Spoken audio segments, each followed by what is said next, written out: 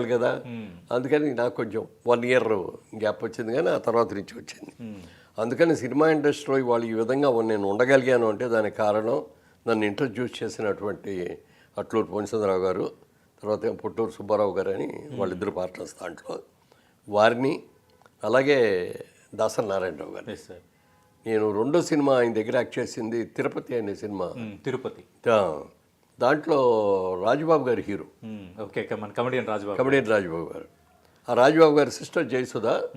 అతనికి ఒక పల్లెటూరు వ్యక్తి సిటీకి వచ్చి తన కూతురికి ఏవో నగలు కొనుక్కొని బంగారం కొనుక్కొని వెళ్దామని వచ్చిన వ్యక్తి ఈ అపార్ట్మెంట్స్ కాంప్లెక్స్ లాంటిలోకి వెళ్ళిపోయి ఎలా ఇరుక్కుపోయాడు, అక్కడ ఏమేం ఘోరాలు జరిగినాయి అనే దాని మీద సబ్జెక్ట్ అండి. జాక్తారోహో అని రాజ్ కపూర్ గారు చేశారు ఒరిజినల్ సినిమా. దాని ఇన్స్పిరేషన్తో పెట్టారు. ఇంట్రెస్టింగ్ సబ్జెక్టే సార్.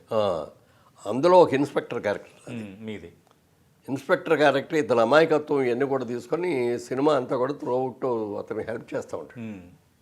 చేసిన తర్వాత ఫైనల్గా బయటకు వెళ్ళిన తర్వాత అప్పుడు అడుగుతాడు అనమాట, ఇలాంటి మంచి వ్యక్తి ఉండబట్టి నన్ను ఇది చేశారు, నేను నా చెల్లి కూతురి పెళ్లి కోసం ఇక్కడికి వచ్చాను, ఆ పెళ్ళికి మంచి సంబంధం కోసం చూస్తా, మీకు అభ్యంతరం లేదు, చూడండి మా అమ్మాయిని కూడా, ఓకే మీకు నచ్చితే పెళ్లి చేసుకుంటారా అని అడుగుతాడు అనమాట.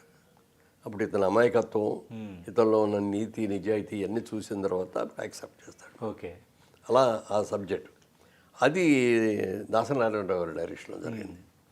తీసిందేమో నా క్లోజ్ ఫ్రెండ్, మేము విజయవాడలో హనుమాన్ ప్రసాద్ గారు అని, మేము బిజినెస్లో కూడా వాళ్ళ షాప్ మా షాప్ కూడా దగ్గరలో ఉండేవి. అక్కడి నుంచి ఫ్రెండ్ నాకు ఆయన. సో అది జరిగిన అన్నాడు కూడా దాసరి గారు, నువ్వు చాలా సిన్సియర్గా ఉన్నావయ్యా, బాగా కష్టపడి చేస్తున్నావు. అప్పటికే నేను నాటకాలు వేసాను కాబట్టి కొంచెం డైలాగ్ డెలివరీ అవన్నీ కూడా అని అప్పుడు అన్నారనమాట ఆయన. నువ్వు జీవితంలో మంచి స్టేజ్కి వెళ్తావు, నాది బాధ్యత తీసుకుంటున్నాను, నా సినిమాలన్నింటిలో నువ్వు ఉంటావు అని చెప్పి ఆయన ఆ మాట అంటాం. అన్న తర్వాత ఎన్నో సినిమాల్లో నాకు అవకాశం ఇవ్వడం జరిగింది. అందుకని వాళ్ళిద్దరిని మాత్రం నేను జీవితంలో మర్చిపోలేను.